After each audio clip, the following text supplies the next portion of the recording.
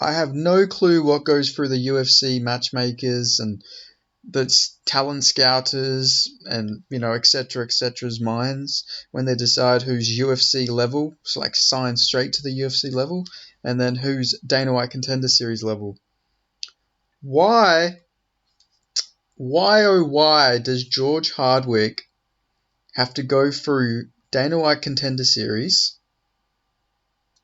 and fight a pretty tough opponent too, which, that's good. Like, don't give him like an easy fight, but he's fighting Abdul Karim Al Sawadi, who's the Titan FC champion, I believe.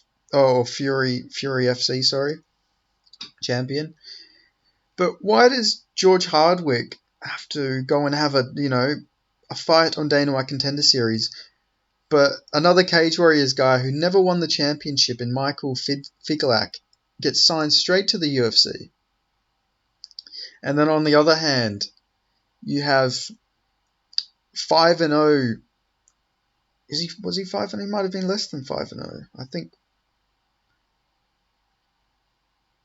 Oh, never mind. He wasn't 5-0. He was 5-1. Why does 5-1 Braxton Smith, who all of his wins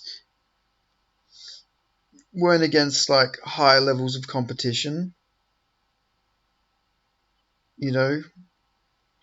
why does he get signed straight to the UFC without having to go through Contender Series or anything like that? And then you'll say, well, he's a heavyweight. We need heavyweights. Okay.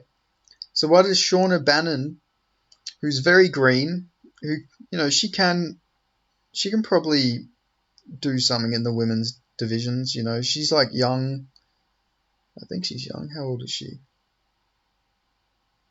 She's 29. Yeah, she can still like achieve some stuff, but she's a very green fighter. Like, as you've seen on the last weekend, she's like a bit green, like a bit more experience probably would have helped her. But why does she get signed straight to the UFC? But George Hardwick has to go through Dana White Contender Series. He's 12-1. He beat really good guys. And I'm not even done naming off fighters who got signed straight to the UFC, but George Hardwick doesn't get signed straight. He beat Kyle Driscoll, who was a really, really good guy.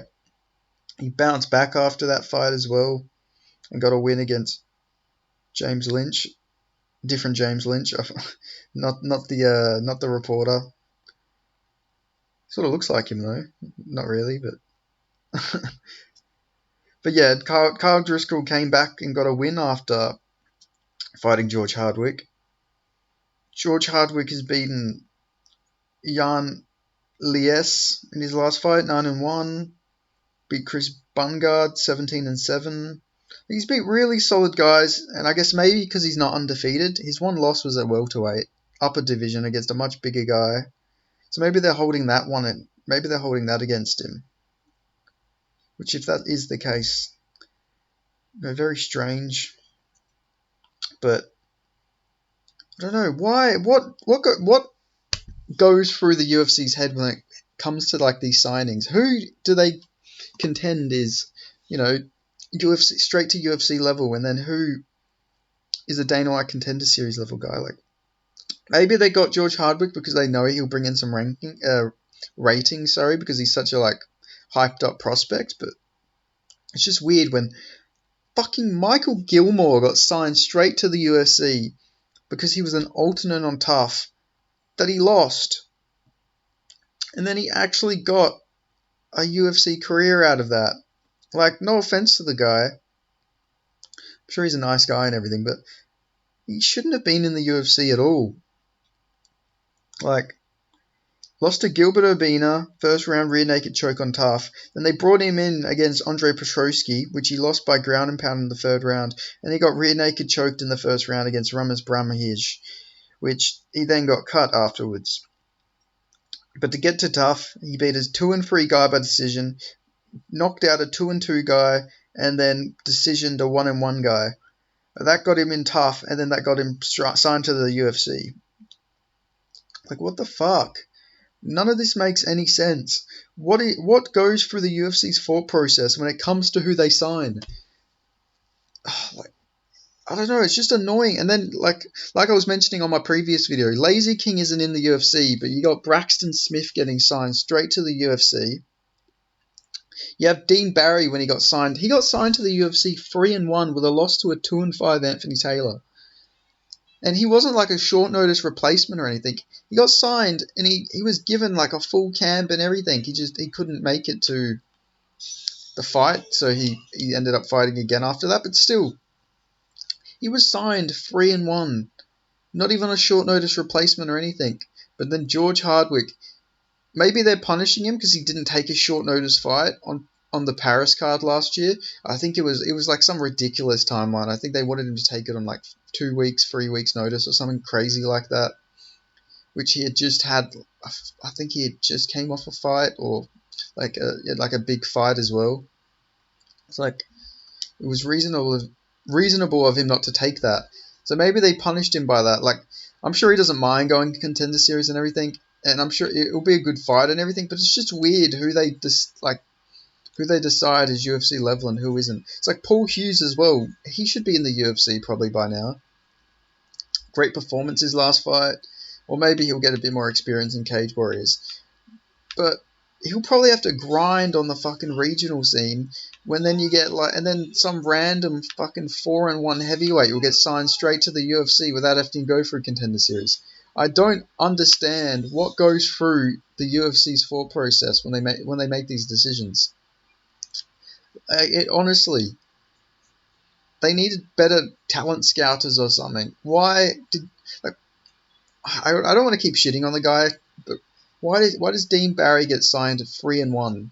Like, what did he do to get that signing? Like, he didn't have some like glory kickboxing career or anything that he could like fall back on either. He was just like a karate guy. I don't want to keep shitting on him. He seems like a really nice guy, so I don't want to keep shitting on the guy. But he was a really odd signing, and George Hardwick not being like straight to UFC level is just fucking bizarre to me. But I think he's going to win Contender Series. But knowing the UFC, he'll probably fucking win, and then they won't sign him anyway, because they seem to really have it out for this guy. I don't know what it is. Like, I don't know. They seem to really have it out for George Hardwick. He's entertaining. He's a personality. But, I don't know. They just don't like him, I don't think. I don't know what the fuck he did to them. And they must really be salty he didn't take a short notice fight on the Paris card, but I don't know. I hope he wins, hope he gets his contract. He'll probably fucking win, and then Dana will be like, I think we need to see this kid again.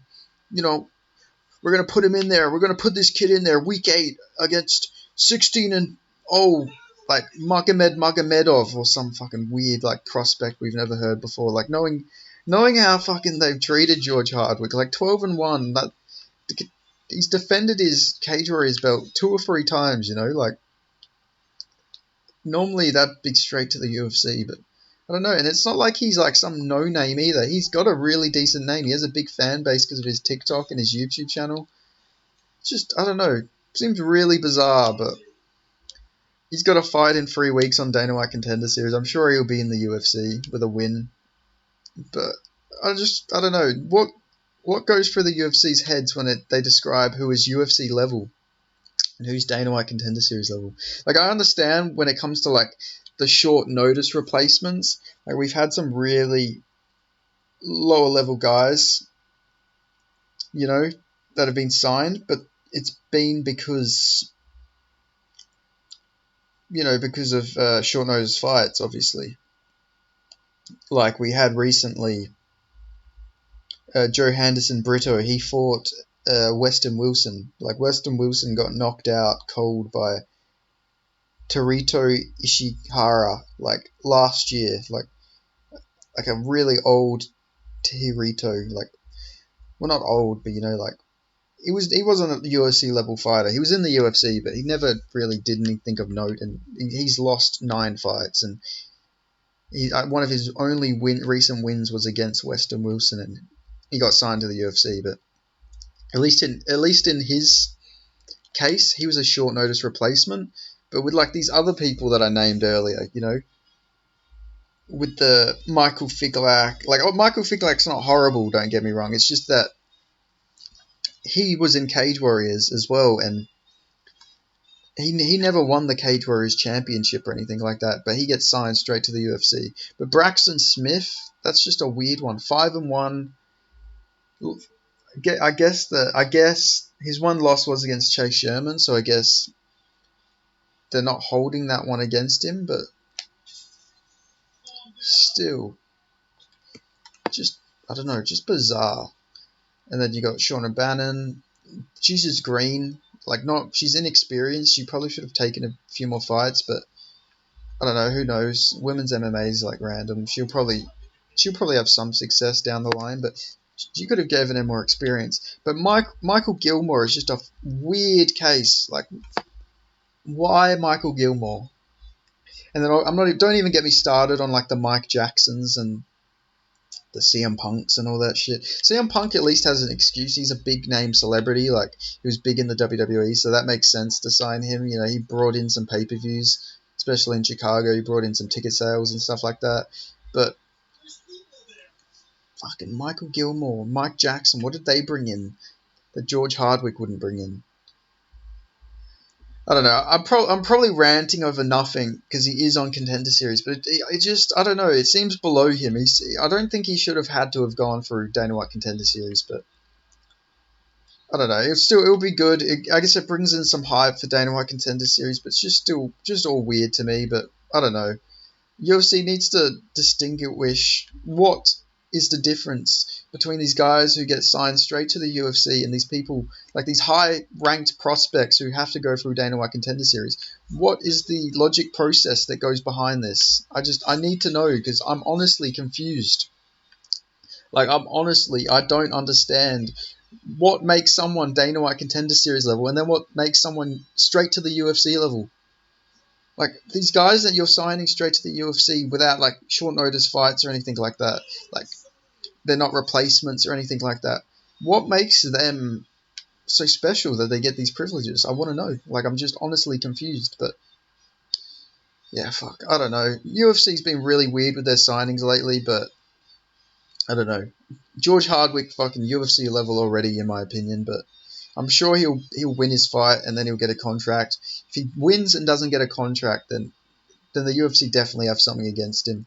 Like, he's a young prospect as well, but maybe they just wanted him to get more experience, maybe. But you could just, there's so many guys in the UFC like lightweight division that honestly aren't UFC lightweight level, but I don't know. Maybe I'm just beating a dead horse here, but thanks for listening. Like, comment, subscribe.